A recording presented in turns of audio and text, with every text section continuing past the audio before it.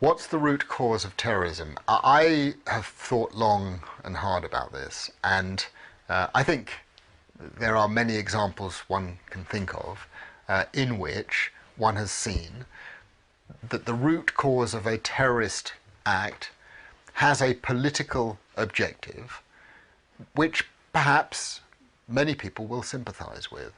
And it's always a very difficult issue separating out what the underlying rationale and purpose of the act is, and then how the struggle is carried out. The kind of terrorism that we're seeing today, I believe, is often a response to oppression. People are responding to feeling being oppressed, and one of the things people do when they get oppressed is they feel closed down. At some point, you get this explosion, this boiling over of anger, feelings of injustice, feelings of being not part of the larger group, and they act out. And since they can't defeat it by itself, they oftentimes use terrorist acts. Terrorism is a form of violence, much like cancer, in that it comes in many, many different forms. And we know we have lung cancers, we have blood cancers, we have skin cancers, and they're not all caused by the same things, and they don't affect the same individuals the same way. So why would we think, if all cancer doesn't have a single cause, why would we think terrorism has a single cause? Well, I don't. And so I studied the most virulent form of terrorism, suicide terrorism. Suicide terrorism kills more people than any other form of terrorism, much like lung cancer kills more people than any other form of cancer. And suicide terrorism also has a specific risk factor associated with it, much like lung cancer. In the case of lung cancer, it's smoking. In the case of suicide terrorism, it's foreign occupation. Foreign occupation, more than religion, more than poverty, more than any other cause, is the leading risk factor in producing suicide terrorism.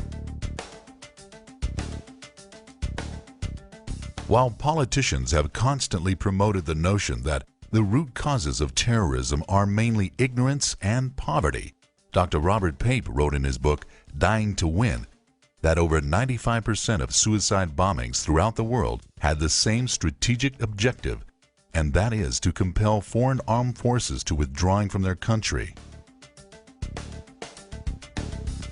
The book is essential academic research on suicide bombings. Dr. Pape established that the probability of having a suicide bomber amongst any people increases 11 times over if their country falls under foreign occupation.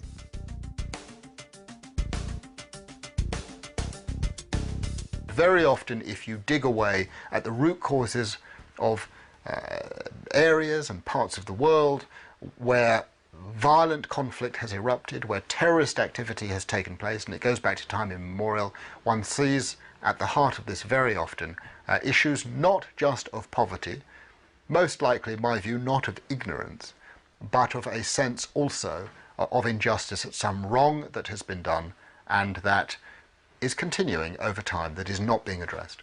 In my opinion, it's injustice, humiliation, oppression that are the most common causes of terrorism. Some people claim that religion motivates terrorists. However, the academic research of Dr. Robert Pape has proved the claim to be false. What I did is I collected the first complete database of every suicide terrorist attack around the world since 1980. The first version of this database was published a few years ago, and it went from 1980 to 2003. Think of that as like the pre-Iraq database, and then the second version from 2004 on, think of that as the data that's happened since Iraq. And what the data shows quite clearly is that the principal cause of suicide terrorism is foreign occupation. In that period from 1980 to 2003, there were 315 completed suicide terrorist attacks by 462 suicide terrorists who actually killed themselves. I don't mean attempts. These are people who actually killed themselves. The world leader during that 24-year period was not an Islamic group at all. They're the Tamil Tigers in Sri Lanka. The Tamil Tigers are a Marxist group, a secular group, a Hindu group. In fact, over half of those 462 suicide attackers were purely secular. Because you see, many Muslim suicide terrorist groups are also purely secular, such as the PKK in Turkey.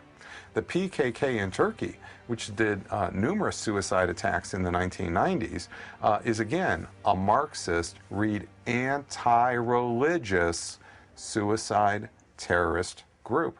Because you see, if Islam, as sort of a radical religion, or if it were just radical Muslims doing this, then what you would expect is sort of this thin veneer of suicide attack kind of scattered all around the world.